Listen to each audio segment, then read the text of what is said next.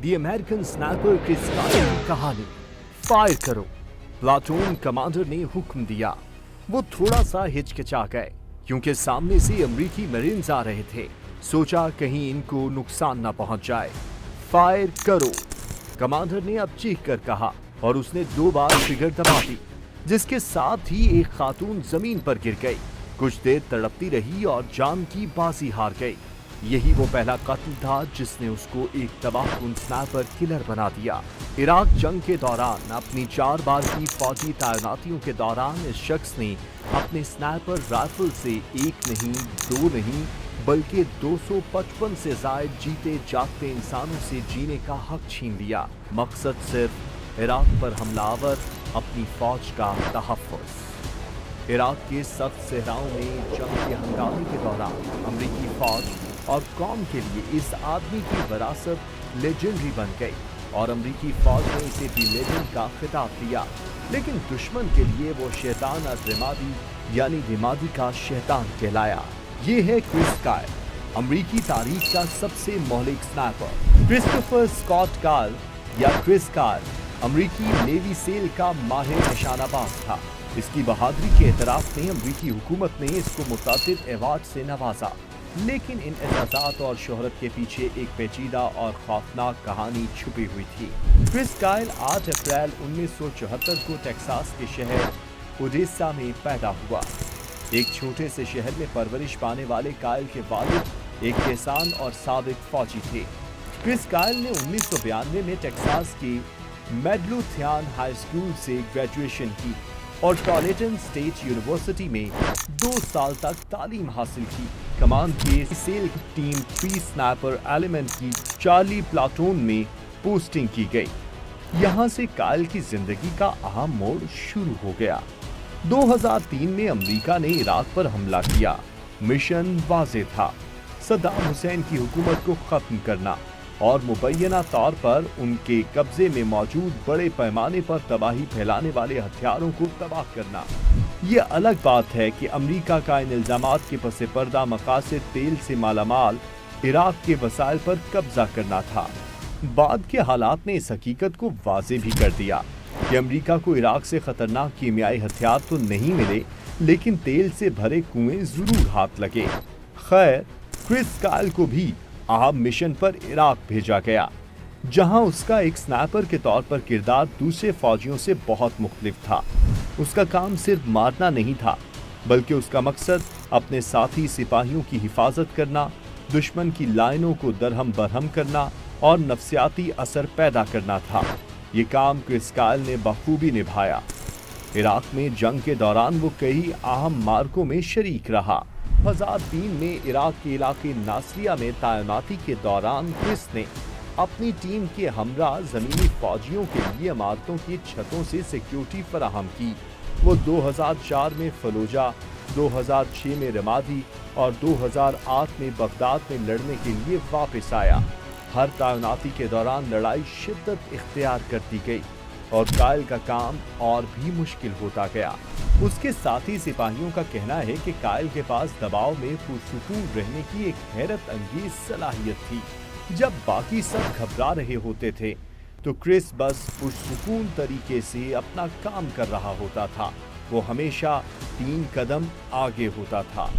Iraq में खिदमत अंजाम देते हुए एक शार्प शूटर के तौर पर कायल के काम के इंतहाई मौलिक नताइज निकले।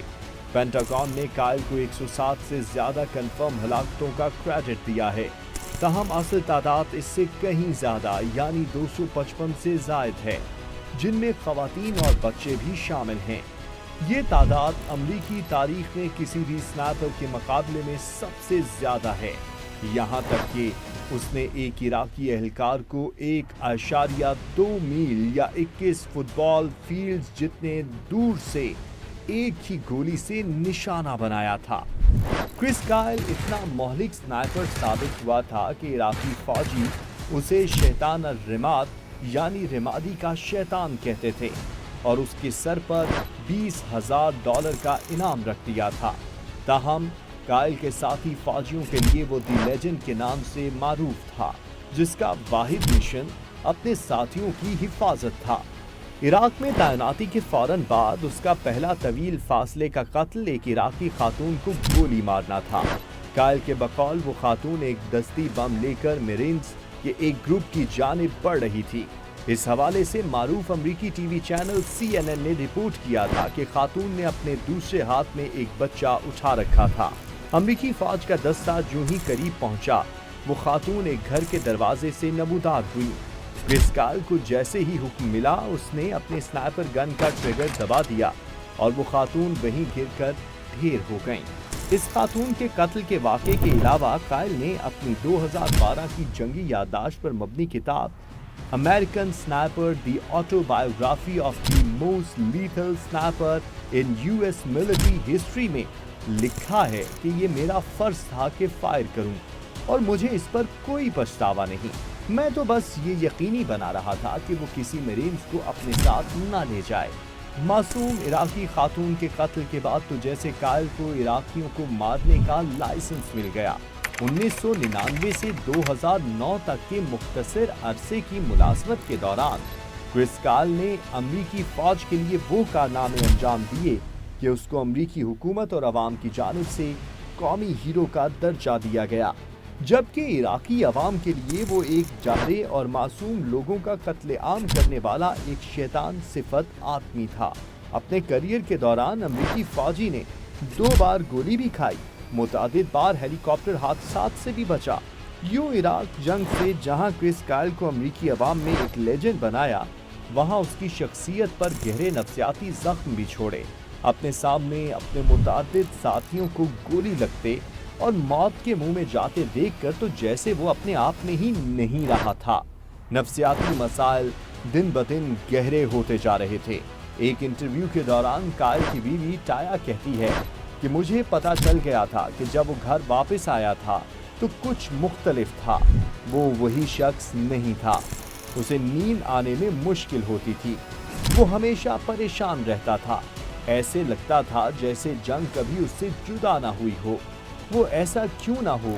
250 से जायद जीते जागते इंसानों का बगैर किसी गुनाह के बिल इरादा कत्ल कोई आसान काम तो नहीं। सो क्रिस को भी उसके गुनाहों की सजा दुनिया में यूं मिल रही थी कि वो चलते फिरते अपने आप में नहीं होता था। ये मामलात उसकी घरेलू जिंदगी को बुरी तरह नुकसान पहुंचाने लगे। कायल अपनी ऑटोबायोग्राफी अमेरिकन स्नाइपर में लिखता है कि उसकी बीवी मुसलसल उसे अपने और बच्चों को वक्त देने का मुतालबा कर रही थी। ताहम 2009 में उसकी अहलिया टाया ने हतमी हुक्म सुनाया कि अमरीकी फौज और बीवी बच्चों में से किसी एक का इंतखाब करे, और फिर कायल ने बीवी और बच्चों का मुतालबा मान लिया और अमरीकी नेवी में 10 साल खिदमत का सिलसिला तर्क करते हुए रुखसत लेने का फैसला किया। कायल ने 2009 में अमरीकी बहरिया से बाकायदा तौर पर इस्तीफा दिया और अपनी बीवी टाया और 2 बच्चों के साथ आबाई रियासत टेक्सास के शहर मेडिलो-थीन मुंतकिल हो गया। टेक्सास में रिटायर्ड जिंदगी गुजारने के लिए कायल ने एक नया मकसद ढूंढ लिया और जंग से मुतासिरा फौजियों की मदद करने और उनकी वर्जिश और नफ्सियाती इलाज के लिए इक़दाम करना शुरू कर दिए। इस मकसद के हुसूल के लिए उसने 2011 में फिटको केयर फाउंडेशन की बुनियाद रखी। इस इदारे के तहत कायल साबिक फौजियों को नफ्सियाती मसाइल से निकलने के लिए मदद के अलावा आपाइश फौजियों को उनके घरों तक तिबी आलात और दीगर इमदाद पहुंचाने का काम भी करता था। इसके साथ ही कायल ने क्राफ्ट इंटरनेशनल के नाम से एक तरबियती इदारा कायम किया। ये दरअसल अमरीकी फौज और कानून नाफिज करने वाले इदारों के लिए एक तकनीकी तरबियती कंपनी थी। इस कंपनी के तहत कायल कानून नाफिज करने वाले इदारों के एहलकारों को स्नैपिंग की तरबियत फराहम करता था। यही वो कंपनी थी जिसमें एबटाबाद में उसामा बिन लादेन को निशाना बनाने वाले अमरीकी नेवी सेल्स ने तरबियत हासिल की थी। साल 2012 में क्रिस कायल ने अपनी मशहूर खुदनविश American Sniper the autobiography of the most lethal sniper in US military history शाया की, जो न्यूयॉर्क टाइम्स की बेस्ट सेलर बुक बन गई। कायल ने इस किताब की कमाई का एक हिस्सा साबिक फौजियों की फलाह बहबूद के लिए वक्फ किया। बाद में इन पर एक ब्लॉकबस्टर फिल्म भी दिखाई गई। ये फिल्म 2014 में रिलीज हुई, जिसको क्लिंट ईस्टवुड ने डायरेक्ट किया था। और इसमें ब्रैडली कूपर ने कायल का किरदार अदा किया था। इस फिल्म को एकेडमी अवार्ड्स में 6 नामजदगियां हासिल हुई। उधर क्रिस कायल के लिए फौज छोड़कर घर वापस आना आसान नहीं था। वो अपने नफ्सियाती मसाइल से मुसलसल लड़ रहा था। जंग की यादों और जो जिंदगियां उसने छीनी थी उनकी रूहों के साथ उसकी कशमकश मुसलसल चल रही थी। इन नफ्सियाती मसाइल के दौरान उसने बहुत ज्यादा मंशियात का इस्तेमाल भी शुरू कर दिया। अफसुर्दगी के दौरों का सामना भी किया। क्रिस कायल अपनी खुद नविश्त में लिखता है कि मैंने अगरचे जंग छोड़ दी थी मगर जंग मेरे अंदर से नहीं निकली थी। मैंने अपनी शहरी जिंदगी में शौहर और वालिद के तौर पर अपने नए किरदारों में बहुत मुश्किल महसूस की। 2 फरवरी 2013 को क्रिस कायल की जिंदगी का एक अफसोसनाक अंदाज में खात्मा हुआ। 250 से ज्यादा इंसानों की जान लेने वाले इस अमरीकी स्नाइपर को टेक्सास के एक शूटिंग रेंज पर उसके अपने ही साथी जंगजू ने फायरिंग करके कत्ल कर दिया। वाकया कुछ यूं था कि उस दिन क्रिस कायल अपने दोस्त चैड लिटिलफील्ड के साथ शुमाली टेक्सास के एक गन रेंज पर सैर की गर्ज से गया, जहां उन्हीं के एक साबिक साथी अमरीकी मरीन एड्री रे रूथ ने उन दोनों को गोली मारकर हलाक कर दिया। साबिक मरीन एड्री रे रूथ को बाद में कायल के कत्ल के जुर्म में बगैर पैरोल के उम्र कैद की सजा सुनाई गई।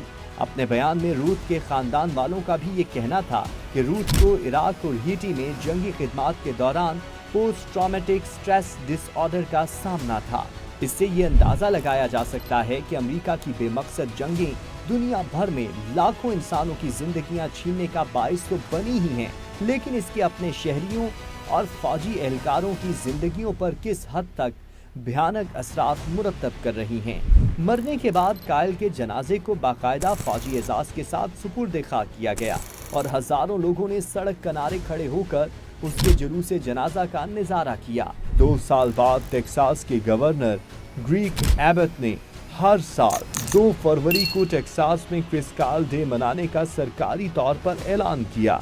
अमरीकी फौज की जानिब से क्रिस कायल को उसकी फौजी खिदमात के एतराफ में एक सिल्वर स्टार और 4 ब्रोंज स्टार मेडल्स अता किए गए, लेकिन इराक की आवाम आज भी क्रिस कायल को रिमादी का शैतान के तौर पर याद करती है।